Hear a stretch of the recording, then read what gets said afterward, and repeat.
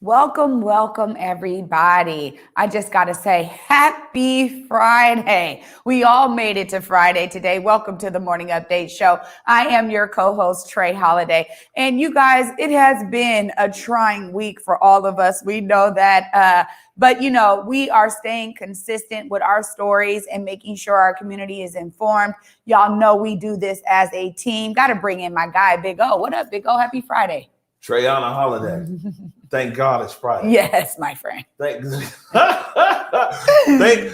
God it's Friday. And man, I'm talking about last night, but clapback culture was on fire. Julia, Jesse, Mike Davis, they asked me to join them as well.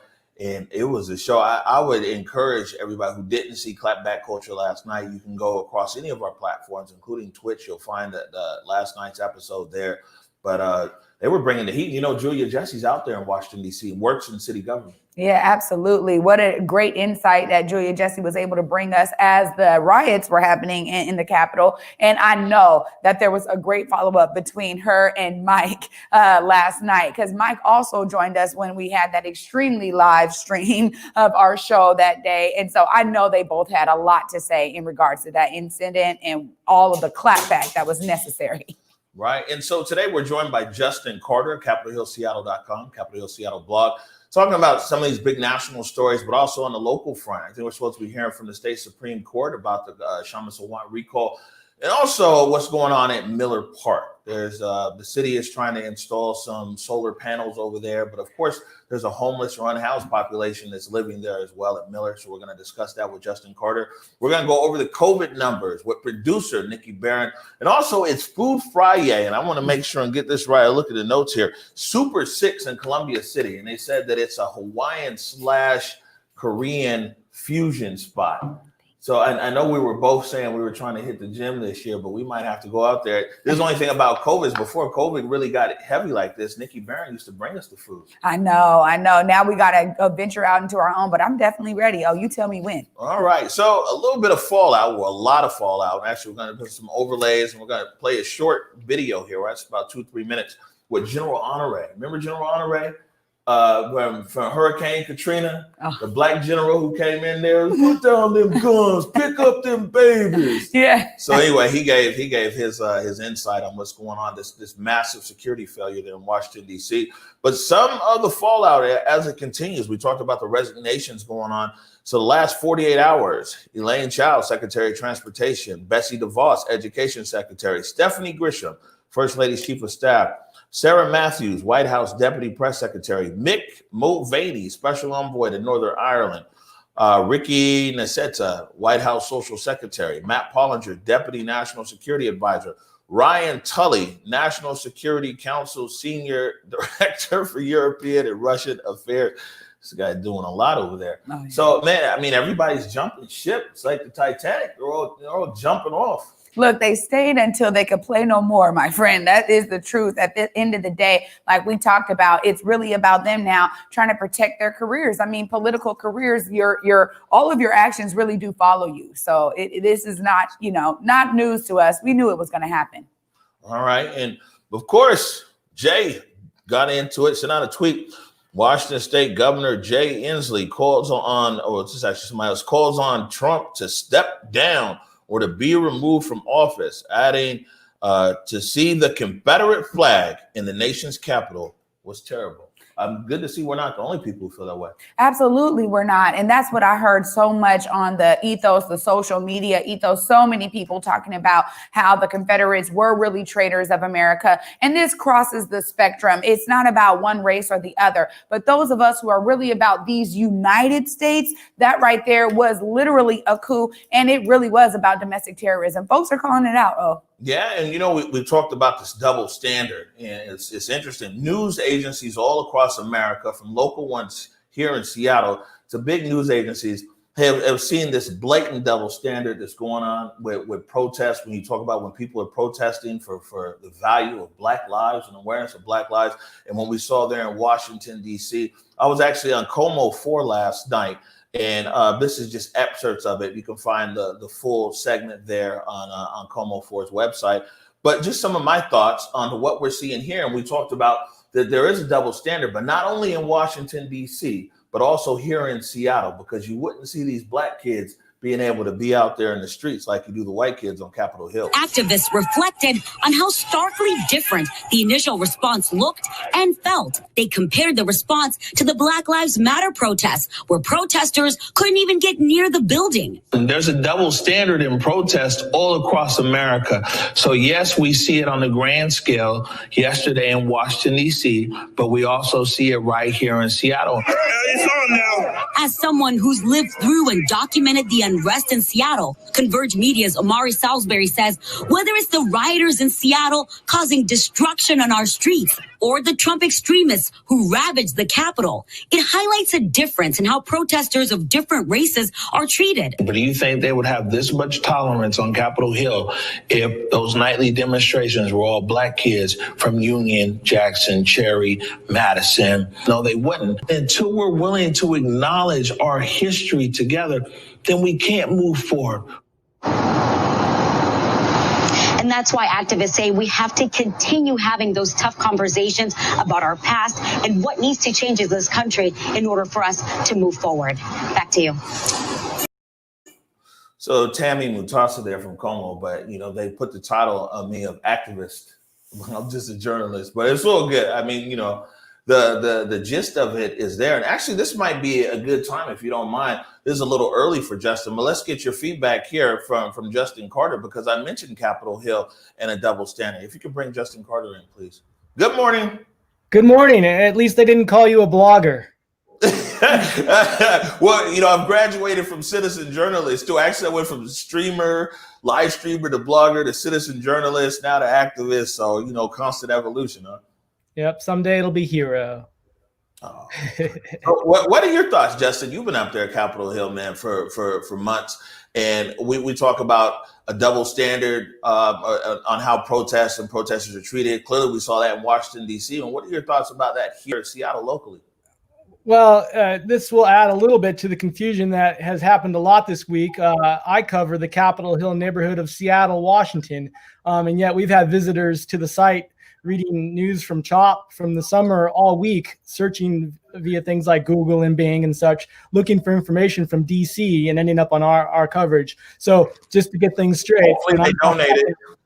I'm talking about here. But, you know, the first thing I really think about, can you imagine if during the height of CHOP here in Seattle, can you imagine if a police officer had died?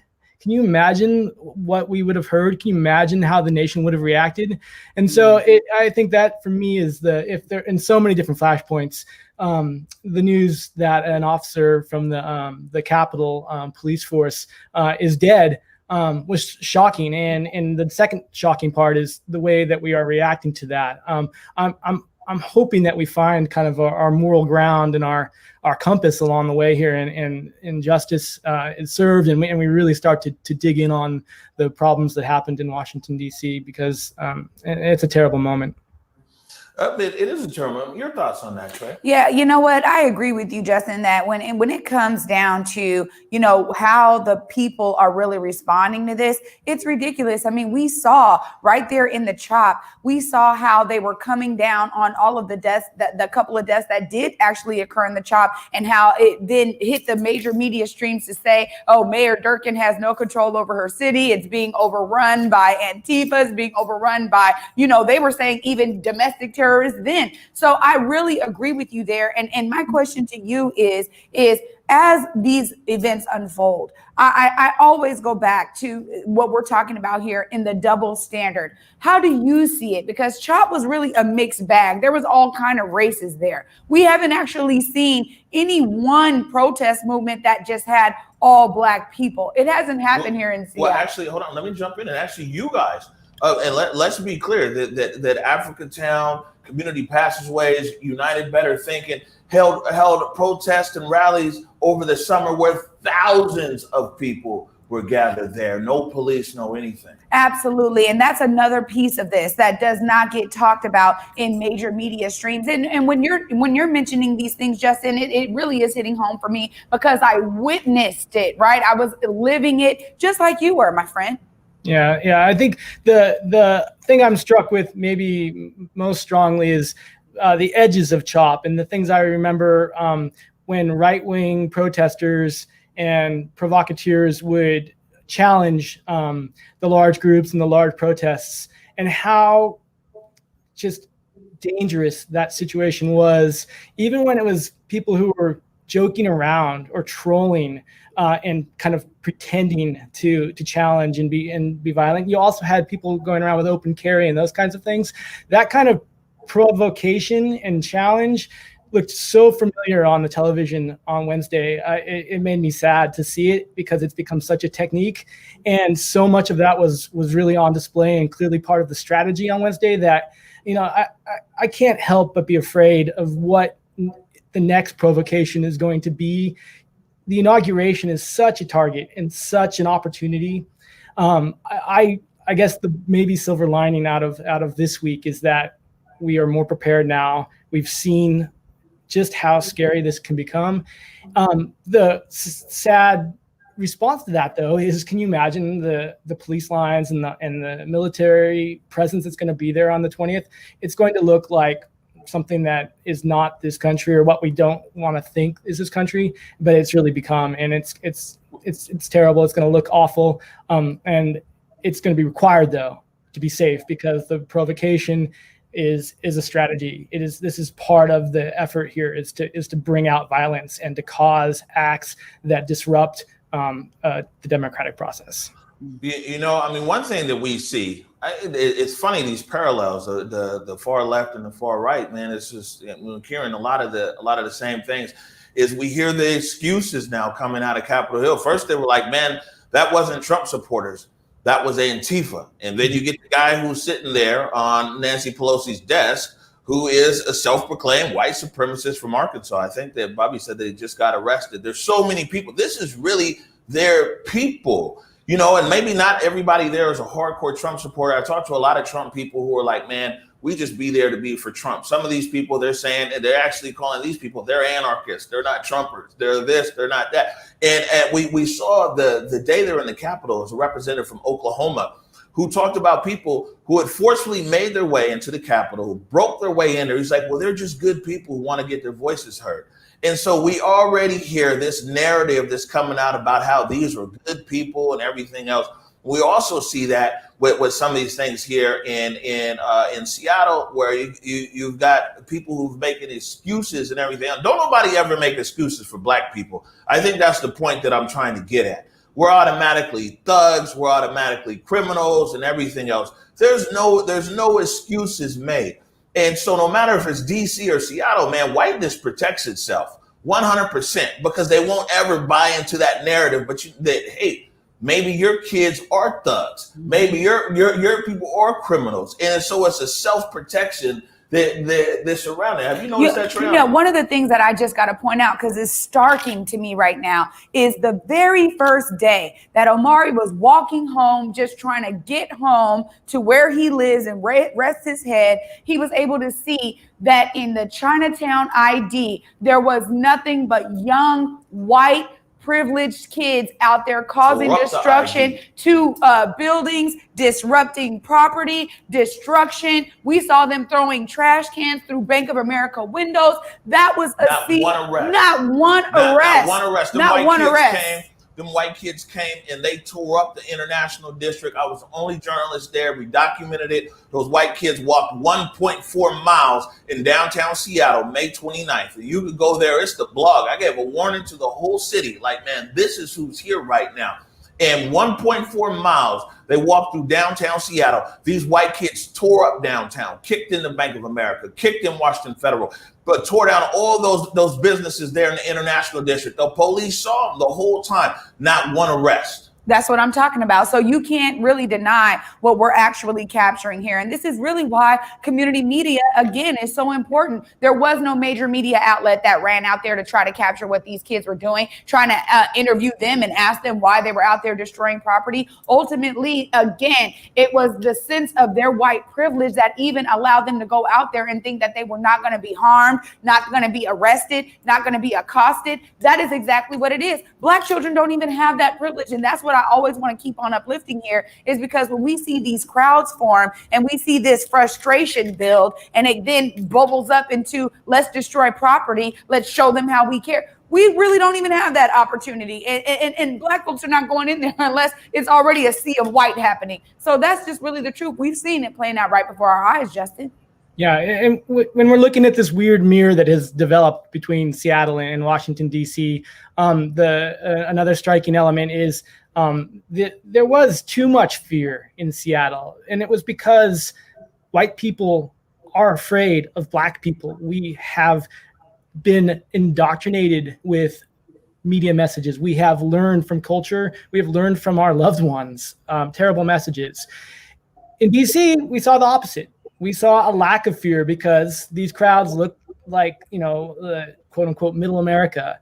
I hope that by showing some of the things that are happening, that and realizing that even the jokes, even the folks that are dressed up in animal skins and Viking hats that look like they're being funny, that we see now how dangerous they are, and hopefully the lessons learned, because that privilege allowed these crowds into the Capitol, but it also was part of the planning and preparation that went into this.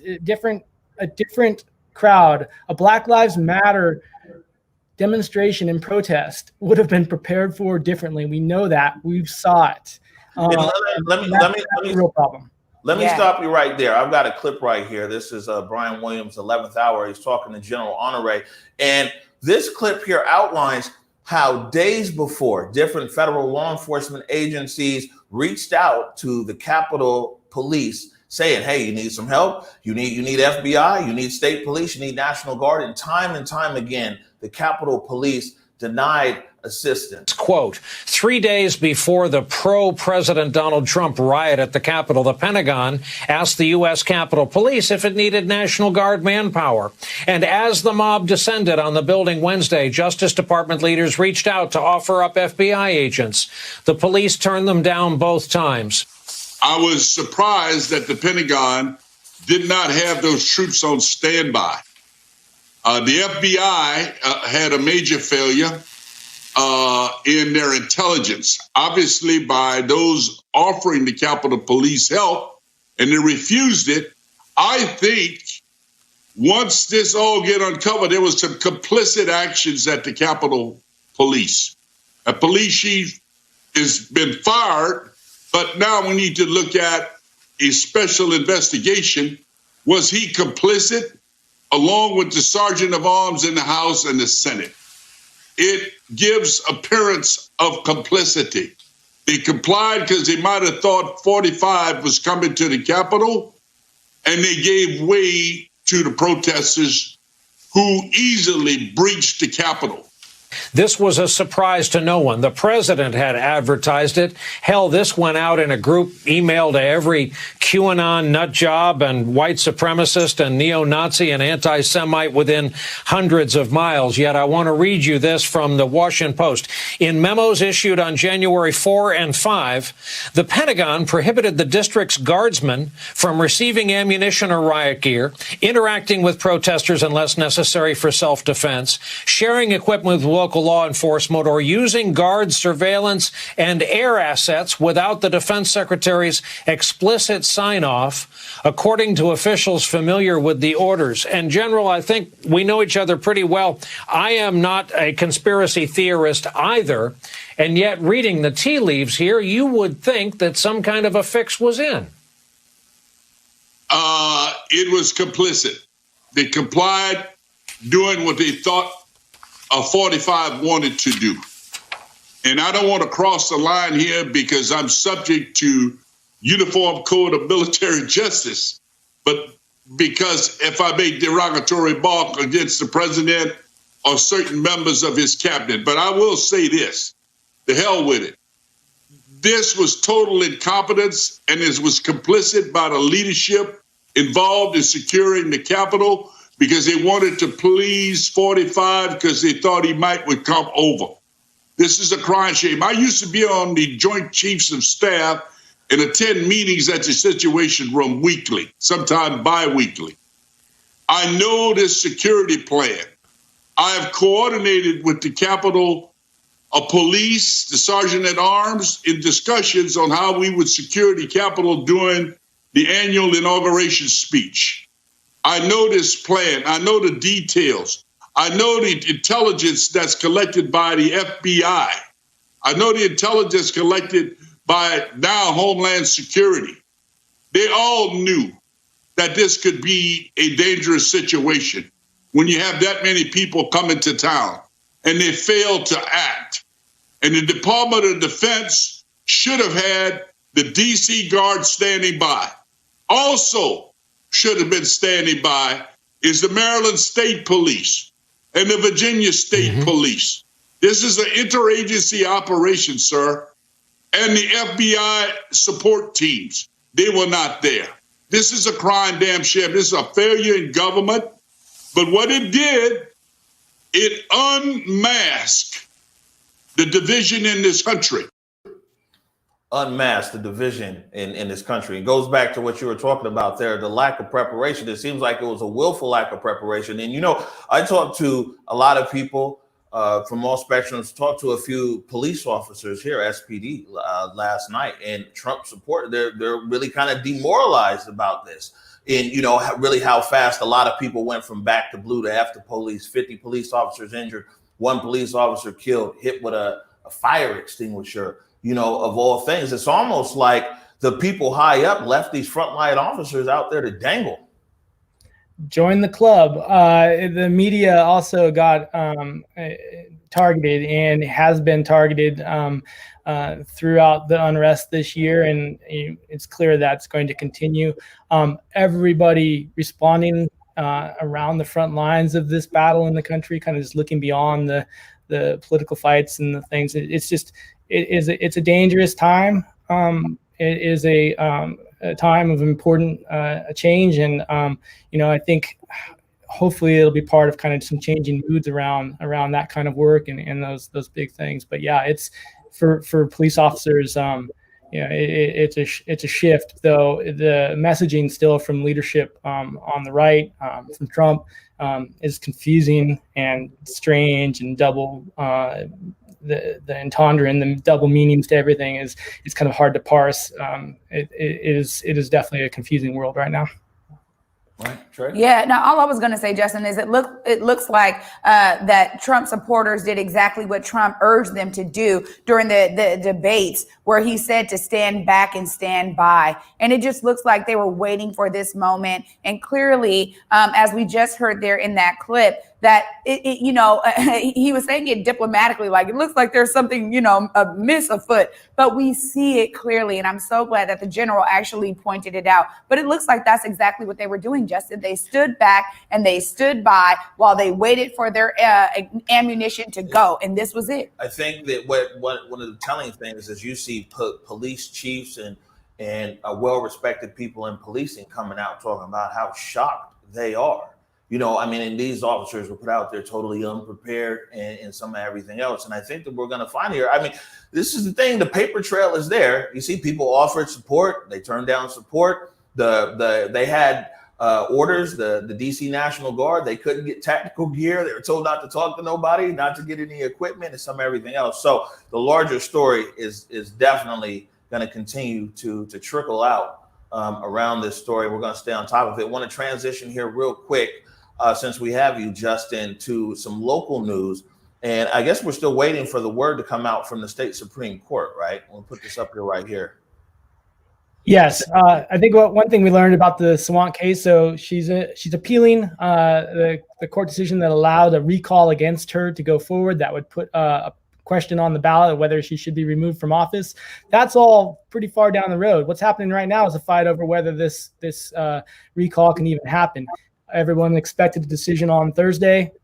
Maybe that decision has been made, or maybe it's still in progress. It turns out that the court is going to publish on its own sweet time, and we don't have a timeline now for an actual decision in the case, which means that the campaigns are in a weird kind of limbo.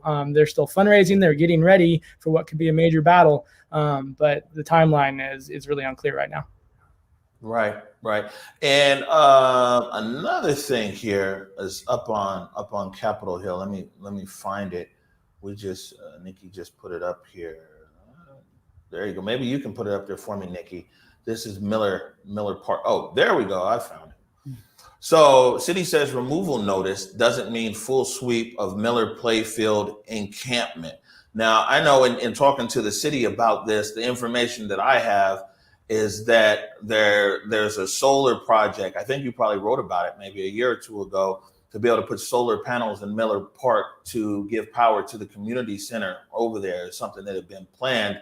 But it looks like some of the notices look like those usual sweep notices. And now I think what the city was saying was that it's not a sweep of the homeless or unhoused who might be in Miller Park. They're asking them to move to another part of the park. Is that the information you have, or something different? Yes, the exact same notices we saw at Cal Anderson on individual tents and encampment areas went up at Miller. And it was unclear in the first, as it first started to get shared on social media. January 11th, clearance date was posted, and so there was a rush to trying to figure out what was going on. Seattle Parks got the word out that it's a limited area. It's the north end of Miller, if you're familiar. It's the grassy area near the community center and the playground. There's a long planned solar project that's going to be added to the community center that's kind of cool in a geeky way, to add a microgrid that will give power to the facility.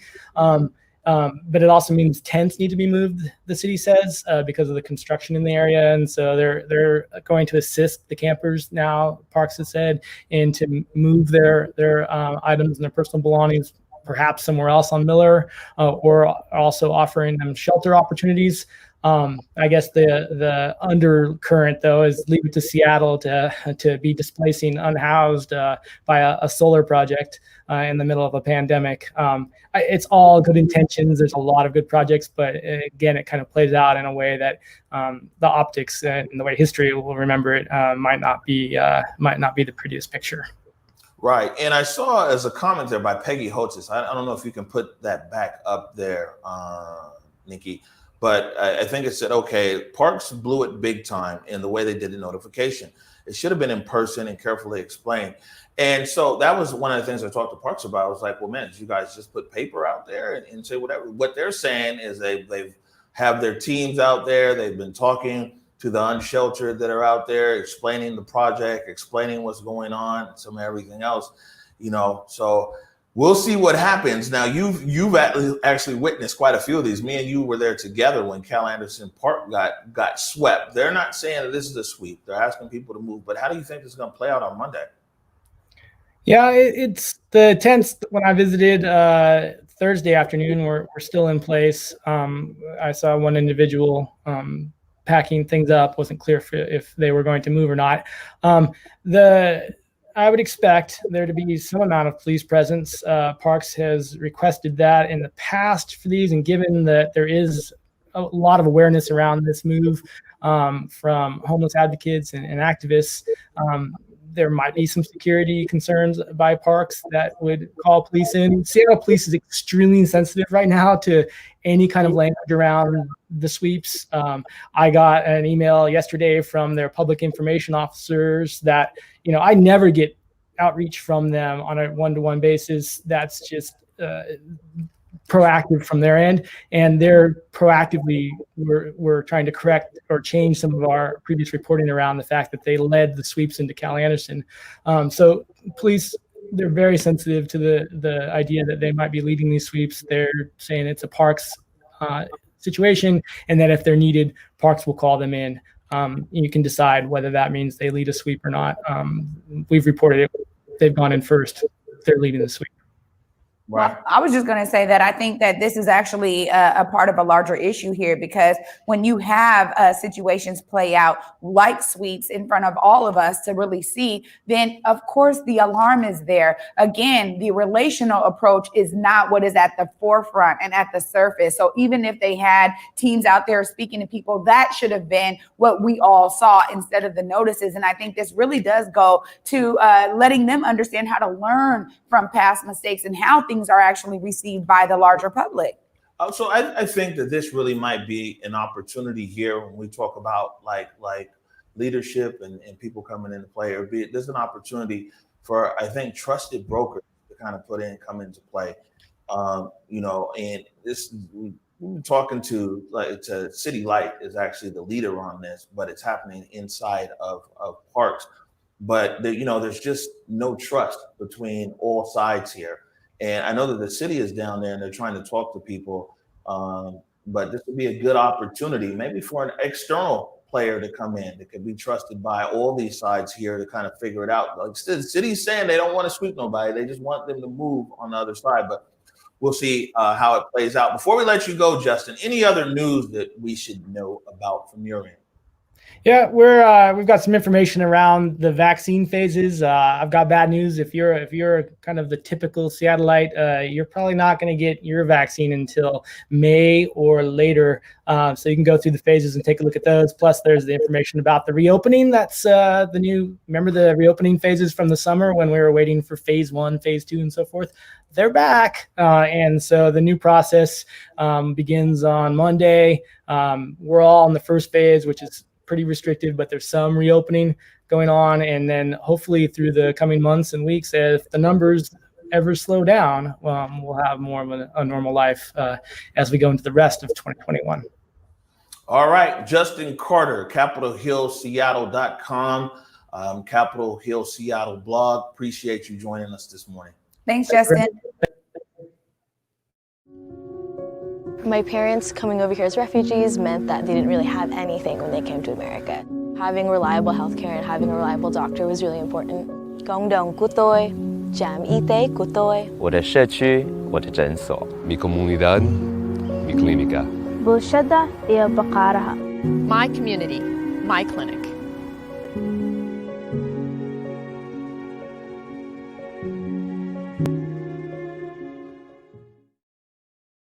Hey, what's up, everybody? It's your man, the Big O. Want to take a moment here, first of all, to say thank you for your support of Converge Media. We definitely wouldn't be here without you. Secondly, I want to thank everybody who is a supporter of Converge Media on Patreon. We definitely appreciate your support. And for those of you might not know, I'll let you know, we operate 100% off of donations. Some donations big, most donations small, but we love all donations all the same. If you haven't done so yet, I want to encourage you to go on our website to whereweconverge.com/donate and subscribe. You click on the Patreon link and you can subscribe for as little as $5 a month. There's higher tiers beyond that as well. And just know that your subscription literally keeps us on the air. Once again, I want to thank you for all your support.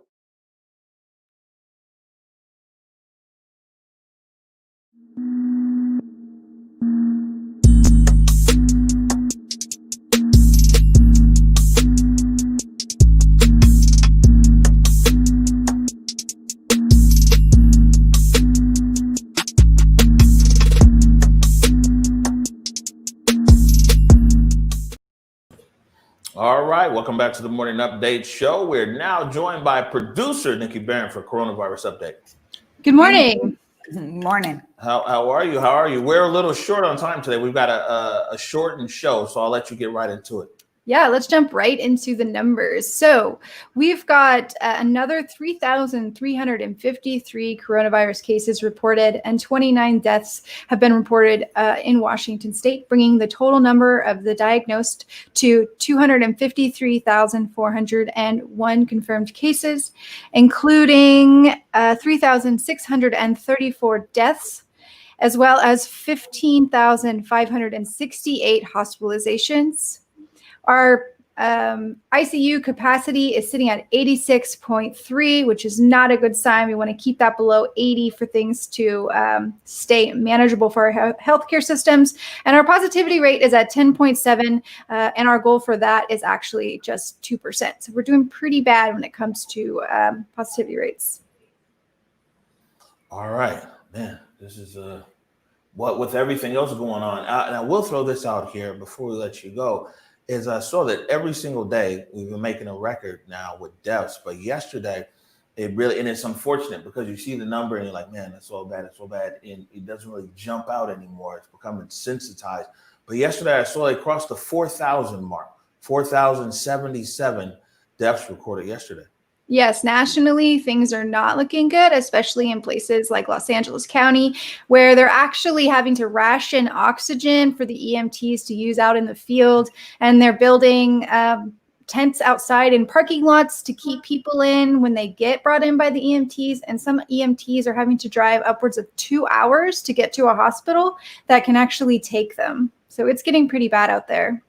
One death every 8 minutes in Los Angeles County. Wow. It's absolutely heartbreaking. Stark numbers. And they're doing some strict measures around their lockdown too. So, right, Nikki? I mean, it's not as if they're just being an open state. Well, I think it was a little too late when it came to that. They were really relaxed at the end of the fall, heading into the winter. And then we didn't see a lot of lockdown measures in place around the holidays. I didn't see a lot of messaging coming out from the state of California or Los Angeles County around not gathering in small groups. We're really fortunate here in Seattle to have such a robust response system to this, as well as pointing out things like small gatherings are harmful to our communities because it's white people who are going to these gatherings and then they're taking it and spreading it to people of color while they're at work. So we're not seeing a lot of that kind of messaging coming out in places like California. So we're really fortunate to have that system, but it's a little too late kind of in LA. So now they're just trying to catch up and get things back under control. All right, Nikki, appreciate you. Thank you. Nikki. All right, we're gonna take a short break here. You know, it's Friday, so it's still feel good Friday. We're getting there. Massages. It's also Food Fri-YAY, and so we've got that segment coming up, and we got some good news coming out of Columbia City talking about the Black and Tan Hall. You're watching the Morning Update Show. Hey, what's up, everybody? It's your man, the Big O. Want to take a moment here, first of all, to say thank you for your support of Converge Media. We definitely wouldn't be here without you. Secondly, I want to thank everybody who is a supporter of Converge Media on Patreon. We definitely appreciate your support. And for those of you might not know, I'll let you know, we operate 100% off of donations. Some donations big, most donations small, but we love all donations all the same. If you haven't done so yet, I want to encourage you to go on our website to whereweconverge.com/donate and subscribe. You click on the Patreon link and you can subscribe for as little as $5 a month. There's higher tiers beyond that as well. And just know that your subscription literally keeps us on the air. Once again, want to thank you for all your support. All right. And we're back. We're back. We're back. And also, there's a good opportunity to say thank you to everybody who supports us out there, Converge Media. We stay on the air through your donations. So really appreciate it. If you haven't had an opportunity to donate, you can go to whereweconverge.com/donate, make a donation there. And also people can pick up. We got lots of Converge gear. We don't have the coffee mugs out today. We got the coffee mugs. So lots of different ways to support our efforts here, bring you independent media from the street level. So it's Friday, so it's Food Fri-YAY. And I think that Nikki Barron, see, this is makeup for her because she has this depressing job of doing the coronavirus update, but she also gets to do Food Fri-YAY. And this week she caught up with Super 6 in Columbia City.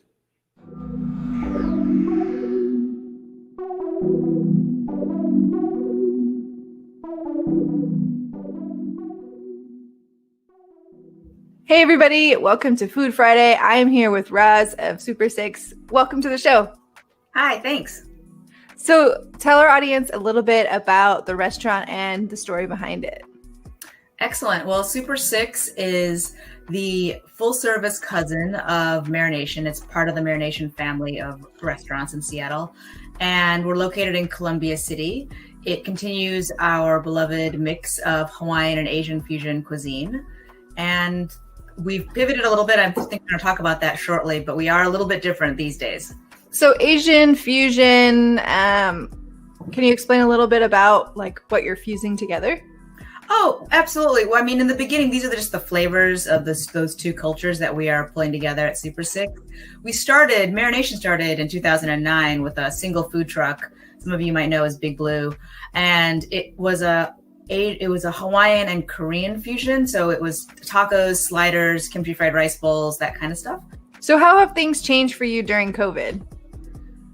Well, obviously it's a little bit slower for all of us, but we are grateful for any of the business that we have. The biggest change for Super 6 in particular is that we did launch Super 6 as a full service restaurant. So Marination is a fast casual family of restaurants. But Super 6 normally is a full service restaurant. And in COVID, we've had to change that completely in order to support the governor's mandate for contactless service and no inside dining and so forth. And so we have a parking lot there in Columbia City, very blessed to have one. And we put a very large tent in the parking lot and pivoted to a contactless model. So classic model where you come in, you get a piece of paper with a QR code on it or a URL, you order from your phone, your tables have numbers, and we bring your food and drinks out to you.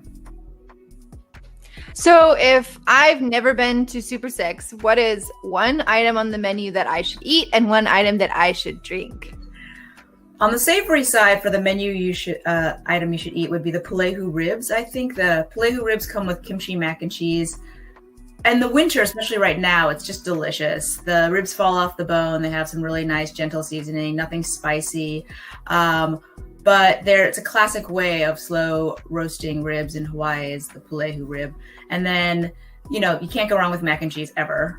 And, if you wanted something sweet, I would definitely try our malasadas. They're Portuguese-style donuts. You can get them plain or filled with Nutella cream or coconut cream. And they're pretty darn delicious. If you were having a single drink, I personally am in love with the Calamansai bourbon sour. I'm not a bourbon drinker, although COVID might make me one, but I really enjoy this cocktail. It's bright. It's got Calamansai, which is sort of a Filipino citrus flavor if you're not familiar with it. So if you like lemon and lime beverages, you might like to try this as an offshoot. But altogether, it's a warm beverage. It's delicious. Warm as in it's a cold cocktail, but it warms you through the bourbon. So those are the things I would try for sure. So if people want to support the restaurant, what's the best way for them to place an online order? Well, I would do a couple things. They could either place an order through our website for an online takeout, or they could just come in, place an order, say hi, wait a few minutes, or call it in. Any of that would be wonderful. And if they're brave enough and they have a nice fleece blanket they want to show off, I would say come visit us. Our team is there. We are keeping the tent open for the hearty. Well, thank you so much for your time. I'm so excited to get to have a little takeout and share that experience with our audience here. Excellent. Thank you. Yeah, absolutely. Now, you see that, Trey Holiday? You've been replaced by Nikki's roommate. Oh. And I don't even get no food no more. Man, where's Nikki? Bring in Nikki Byrne. Nikki. Well, I mean, now hold on. Now you was at Nana's Soul Food in Kent. This is where it started to go all bad because when she was at Island Soul, came back with Island Soul, all kinds of stuff. She went to the Taste of the Caribbean, brought back oxtails. We was over here eating good, and then she went to Nana's Soul Food, and all of a sudden, I can't make it to the office today. Now we see here that we've been totally replaced by a roommate. Probably your boyfriend was over there too, off camera, eating up all our food, huh? No, that was a roomie's date only, and she had never actually had a masubi, and so that was her first time ever having Spam or a masubi. So I was excited to be able to do that with her. But no, we actually did that piece the day of the Capitol riots. Like I was like, I'm going to do dry January, and then that day hit, and I was like, we're going to just go do this segment now. And I sent a photo, and I was like, both of these cocktails are mine. One and two. So good. We needed it. Yeah. Like you have one for me and Trey too. Thank you, Nikki. Thanks, Nikki. All right, so we got a little bit of a shorter show today. It's a lot of different production stuff going on. And actually, you can catch me in the 12 o'clock hour on KUOW. I'm part of their NPR program in there, 12:06 p.m. today on KUOW. And I know you have some important community work that's pressing. So we're a little short today, but we want to end this here, talk about some good news. I'm talking about the Black and Tan Hall, charts path to reopening with City of Seattle Equitable Development Initiative grant. You can read more about this in the South Seattle Emerald. Our partners there at the Emerald, they need $1.25 million. These guys, they got the hole now. Huh? Yeah. You know what? This is very historic. For those of you that don't understand the history of the Black and Tan Hall, I encourage you to read up on it, because that was where we had some of the most iconic jazz musicians from all over the world coming to Seattle to bring their brilliance in. And it really was such a great multi-ethnic space that the Black and Tan Hall really had. And so I'm excited. I learned so much, honestly, about Black and Tan through Al Smith's collection that was at the Mohai, an incredible collection really showcasing Seattle's history and the rich history that we've always had about musicians, music, live culture really popping off. So I'm elated, man. Shout out to the whole Black and Hall team that has really pressured and made sure that they got that funding, because we know it's really the work of y'all behind the scenes to make sure that this happens. So, you know, shout out to them, man. Right. And my understanding is it's been a pretty long-term relationship between the people there at the Black and Tan Hall and the city of Seattle. I think the city gave a few $100,000 a few years ago to do some upgrades on the building, maybe fix the roof or something like that. But this $1.25 million from the EDI means that they now own the building and can go forward in developing programming for the community for years to come. Yeah, I'm looking forward to it. That's for sure. I mean, we need these cultural hubs in our city, man. And I love the vibrancy of connecting and back to something that's so historical like Black and Tan. I'm looking forward to it. All right. So I guess this makes up for us going 3 hours the other day, and 3.5 hours the other day, and an hour and a half there yesterday. These shows were long, so we're a little short today. We're actually coming in about 10 minutes under time. Any last words to everybody before we get out of here? Yeah, I mean, it is Friday, man. Make it a great Friday. We just got another opportunity to support a local restaurant. Take those opportunities every day you can, because we definitely want to keep our city vibrant. All right. Well, the news is continuing out there. We're gonna stay on top of it. We want to give a big thank you to Justin Carter. You can check him out at CapitolHillSeattle.com or at JSeattle on Twitter. I want to thank our incredible production staff this week: Alia, D. Alessandro, Jake Grabrot, and Bobby Stills. We call him the postman. We didn't call him the marathon man. He sat in here and started directing. He was on camera. Some of everything else. We're gonna stay on top of some of these stories here. We've also got some investigative stuff that we've been doing. We've been quiet. We've been investigating some things. We're going to bring that to you next week. Man, want to tell everybody it's been a crazy week here, but, you know, we're going to remain, as usual, positive, optimistic, and we want to continue to err on the side of humanity. For my colleagues here at Converge Media, we'll see you Monday at 11 a.m. Until then, peace. Lift every voice and sing till earth in heaven ring with the harmonies of liberty. Let our rejoicing rise as the listening skies. Let it resound loud as the rolling sea.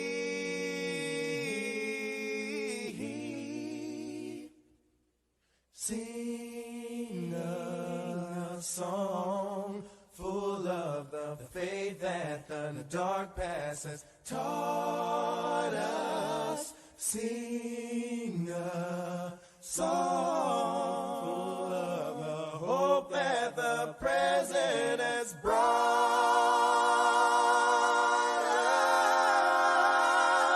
us.